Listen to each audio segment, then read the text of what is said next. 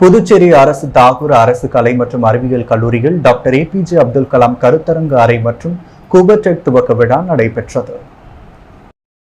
புதுச்சேரி தாகூர் அரசு கலை மற்றும் அறிவியல் கல்லூரியின் கணினித்துறை சார்பாக டாக்டர் ஏபிஜே அப்துல் கலாம் கருத்தரங்கு அறை மற்றும் கூபர்டெக் துவக்க விழா நடைபெற்றது.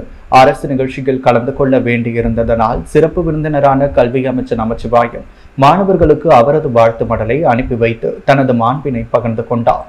இவ்விழாவிற்கு கல்லூரி முதல்வர் முனைவர் சசிகாந்த தாஸ் தலைமை தாங்கி குத்துவிளக்கேற்றி கருத்தரங்கு அறை மற்றும் தொழில்நுட்ப பாடப்பிரிவை துவக்கி வைத்தார்.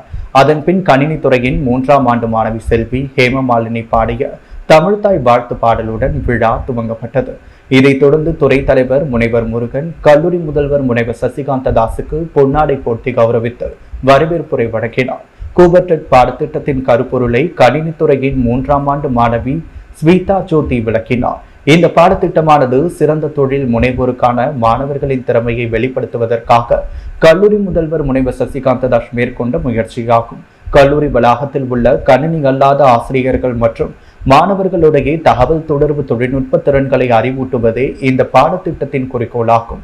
இந்த பாடத்திட்டம் திறன் அடிப்படையிலான சுய சம்பாதிப்பு திட்டமாக இருப்பதால் கல்லூரி வளாகத்திற்குள் தேவையான உட்கட்டமைப்பை முதல்வர் தாராளமாக அளித்து மாணவர்களின் முன்னேற்றத்தில் சிறப்பு கவனம் செலுத்தி வேகமாக மாறி வரும் தொழில்நுட்ப சூழ்நிலையின் சவால்களுக்கு அவர்களை தயார்படுத்த விரும்பினார். மேலும் கல்வித்துறை அமைச்சரின் வாழ்த்து செய்திகள் புதுவையின் முதன்முறையாக எடுக்கப்பட்ட இந்த புதிய முயற்சிக்காக மாணவர்களை பாராட்டினார்.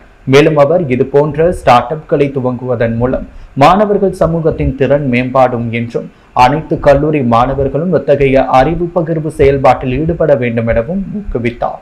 விழாவிற்கான ஏற்பாடுகளை கணினித்துறை பேராசிரியர்கள் மற்றும் மாணவர்கள் செய்திருந்தனர்.